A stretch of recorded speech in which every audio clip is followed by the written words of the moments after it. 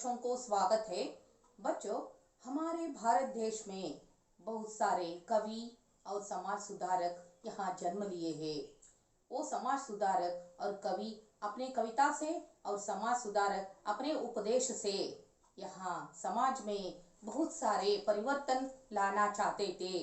अपने ऐसे ही एक महान संत कवि कबीरदास, आज हम संत कबीरदास के बारे में, उसके दोहे के बारे में आज हम पढ़कर समझेंगे। संत कबीरदास का जन्म सन 1398 में लहरतारा तालाब काशी में हुआ था। इनकी मृत्यु लगभग सन 1518 में मगहर में हुई।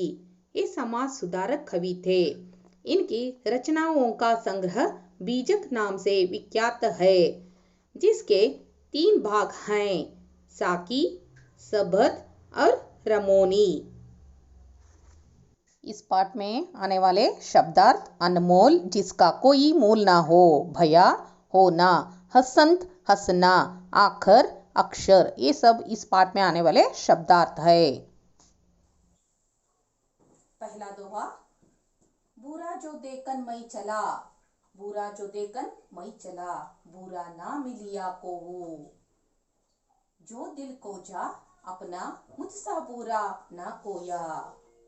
देखो, इस संसार में बुरा देखने के लिए मैं गया, लेकिन कोई बुरा नहीं मिला मुझको। ऐसे कबीरदास अपने दोहे के द्वारा हमको समझा रहे हैं। जो दिल को जा अपना, बाद में अपने मन के अंदर झांक कर देखे तो मुझसा पूरा कोई नहीं है, ऐसे मुझको लगा। इस दोहे का अर्थ है, संसार में बुराई देखने के लिए, दूसरों के बुराई देखने के लिए गए तो कोई बुरा नहीं मिला, बल्कि अपने मन के अंदर झांक कर देखे तो मुझसा बुरा, मुझसा स्वार्थ कोई नहीं है, ऐसे लगा। बच्चों, कबीरदास के दूसरे दोहे: दोष पराये देखी करी, चला हसंत हसंत, अपने याद न आवाई, जिनको आदि न अंत। कबीरदास अपने दूसरे दोहे में हमको समझा रहे हैं, दूसरों के दोष को देखते, उसके दोष और उसकी कमी को देखते हुए हम हंसते हंसते रह जाते हैं, लेकिन मनुष्य का एक स्वभाव है, कहीं मनुष्य ऐसे करते हैं, दूसरों का दोष ही देखते रहते हैं, पहले अपना दोष क्या है वो देखते नहीं हैं, उसका दोष के बारे में ही बातें करते हंसते रहते हैं, अपने दोष को सुधारते नहीं हैं, अपने दोष का आदि या अंत नहीं रहते हैं। कबीरदास कह रहे हैं, अपने दोष को देखो, अपने दोष के बारे में समझो, ऐसे इस दोहे के द्वारा हमको समझा रहे हैं। हिंदू कहे मोही राम प्यारा, तुर्क कहे रहमान, आपस में दोहू लड़ी मुहे, मरम न कोऊ जाना। इस दोहे के द्वारा हमको ये समझ में आते हैं, हिंदू को राम प्यारा है, हिंदू राम भक्त है, और तुर्क बोले तो मुस्लिम रहमान प्यारा है मुस्लिम को। आपस में दोनों लड़ते लड़ते मर गए, लेकिन दोनों सच्चा अर्थ, भगवान का सच्चा मरम बोले तो सच्चा अर्थ, अंतर अर्थ को नहीं जान पाए, दोनों परमात्मा को नहीं जान पाए, ऐसे इस दोहे के द्वारा हमको समझा रहे हैं। कबीरदास जी हिंदू मुस्लिम में एकता लाना चाहते थे और जाति भेदभाव को मिटाना चाहते थे। और समाज में एकता लाना चाहते थे। बोली एक अनमोल है जो कोई बोले जानी, हिये तराजू तौली के तब मुख बाहर आनी। इस दोहे का अर्थ ये है, बोली एक महत्वपूर्ण चीज है। संत कबीरदास जी इस दोहे के द्वारा हमको समझा रहे हैं, बोली एक अत्यमूल्य रत्न है। कौन बोली का महत्व जानते हैं और जुबान का महत्व जानते हैं, वो सोच समझकर बातें करते हैं। हर एक शब्द को भी वो सोच समझकर अपने हृदय के तराजू से तोलकर बातें करते हैं। कौन सोच समझकर हर एक शब्द को बोलते हैं, उसका समाज में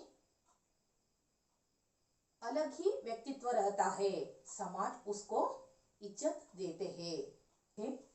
जाति ना पूछो साधु की, पूछ लीजिए ज्ञान। मोल करो तलवार का, पड़ा रहने दो म्यान। इस दोहे के माध्यम से हमको कबीरदास जी समझाना चाहते हैं कि हमको साधु सज्जनों का जाति पूछना नहीं चाहिए, उनके ज्ञान को समझ लेना चाहिए। अच्छे ज्ञान जो रहते हैं उसको महत्व देना चाहिए।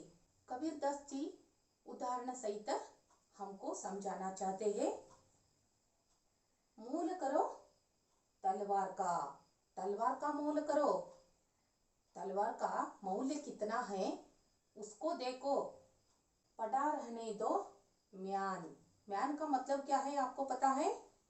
तलवार रखने का जो चीज रहता है, कवर रहता है, उसको म्यान कहते हैं। साधु सज्जनों का अंदर का जो ज्ञान रहता है उसको समझ लेना चाहिए, उसका कदर करना चाहिए।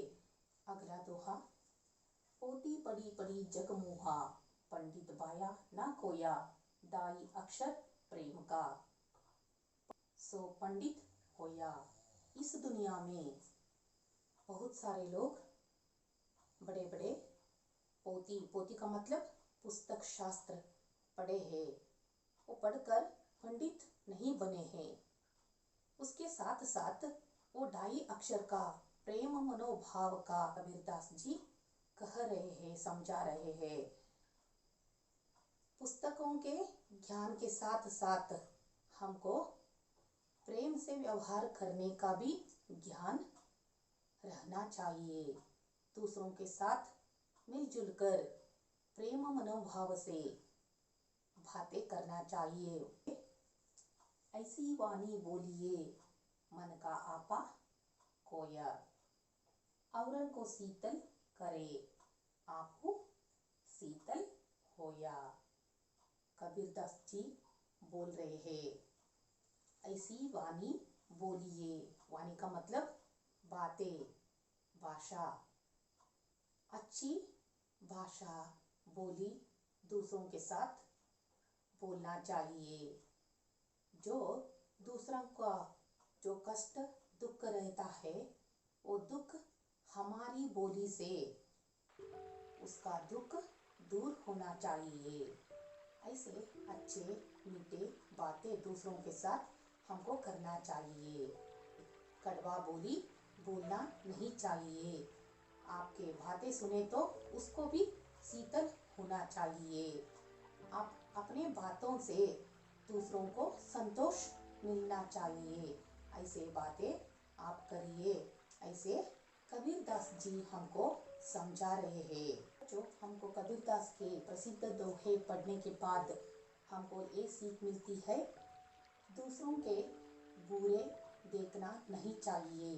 पहले हमारा जो बुरा गुण रहता है उसको सुधार लेना चाहिए। ऐसा सीख हमको इस दोहे के द्वारा मिलते